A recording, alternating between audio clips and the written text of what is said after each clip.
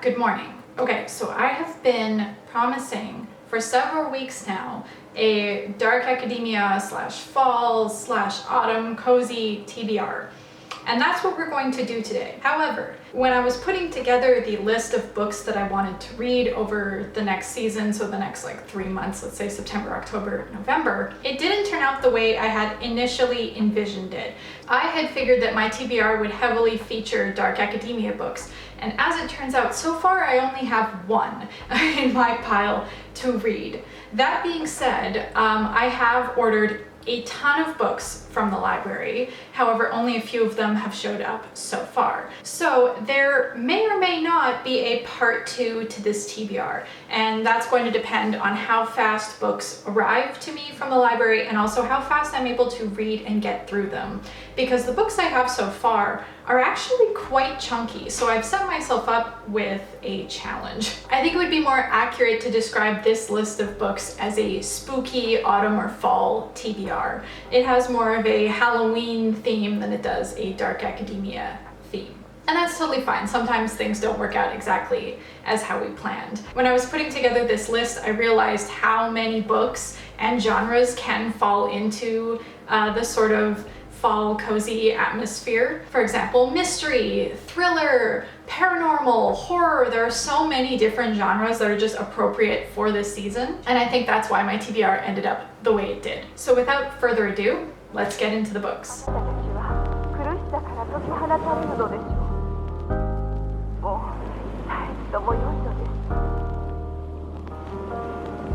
The first book I have is Ninth House by Leigh Bardugo, and this is the first in the Alex Stern series, and I'm not 100% sure how many books are going to be in this series, as this is the first one to be published and none of the others have come out yet, but I think I heard that there will be 5 books in this series. So this is Leigh Bardugo's first adult fiction book, and this is the only book in my TBR that actually falls into the category of dark academia. This book also features romance plot lines and a mystery element to it. So this book is set at Yale, and I'm not exactly sure of the time period it's set in. So this book features 8 magical secret societies, and the ninth house is sort of the body that polices them. And from what I understand, there is a murder that takes place that sort of sets this all on its head, and there's also somehow a cult involved. Apparently this is a very polarizing book. You either love or hate it, but I'm very excited to finally dig my claws into my first dark academia novel. The next book I have is Welcome to Night Vale, and this is by Joseph Fink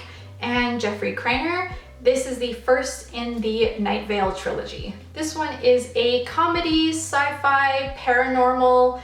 It's based on the podcast Welcome to Night Vale, if you're familiar with that. If not, the podcast is essentially a fake radio show for a remote desert town in the southwest of the United States. And the joke of the podcast is that in this town, paranormal events are sort of commonplace. So for example, a PTA meeting will be disturbed by a bunch of demons, that kind of thing. And I am interested to see what storylines this book covers.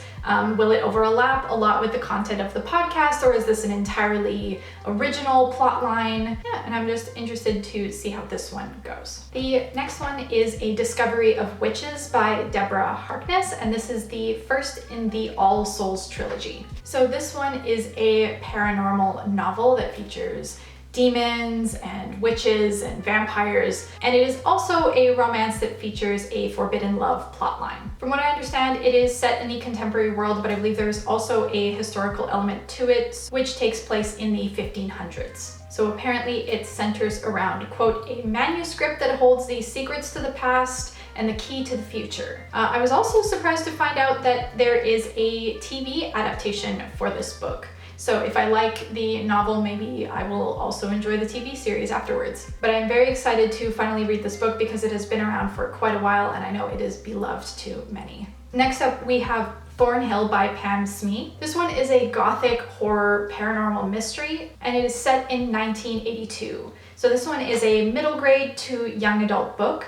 And what I find really interesting about it is that it goes back and forth between text and graphic novels. So 2 mediums within one book. And it also jumps between 2 timelines. So the past is told through the text and the present is told through the graphic novel. And I just think that's a really creative way to tell a story. And the book centers around a haunted house. So I think because of the level of this book and also the graphic novel elements, this is one that I will get through fairly quickly. So I think I'm gonna actually start with this one. I'm quite excited for it. And last but certainly not least, I have the 7 Deaths of Evelyn Hardcastle by Stuart Turton.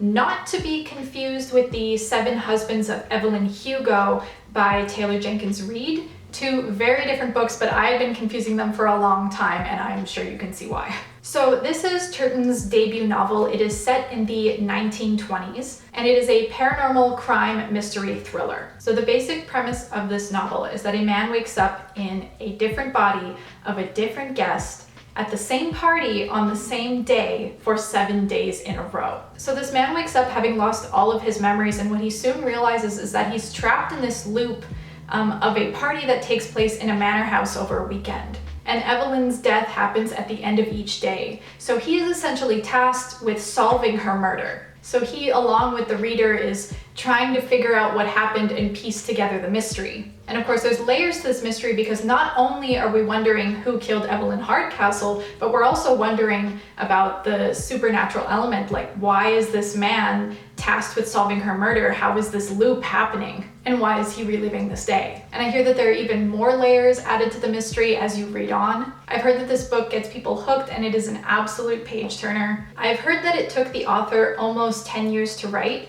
and that it's extremely detailed and very tightly written, and that there are no plot holes, and that the ending is also not obvious. So I'm really excited for this one. It's won awards, it's gotten very high praise, so my expectations for this are very high. And lastly, I also just want to give a quick shout out to The Toll by Neal Shusterman, and this is the 3rd book in the Arc of a Scythe trilogy. It does feature scythes or sort of Grim Reaper type looking characters, so I figure that kind of fits into the spooky theme. And I have yet to dig into this one, so I figured I'd give it a quick little mention. So that is my TBR for autumn/fall, or at least part 1 of my TBR for autumn and fall. I really hope you enjoyed this video. Please let me know if you've read any of these books and your thoughts on them. Please let me know what you plan on reading for this season. If you have any more recommendations for dark academia books, I would be more than happy to hear them. Otherwise, once again, I hope you enjoyed this video and that you have a lovely day. Bye!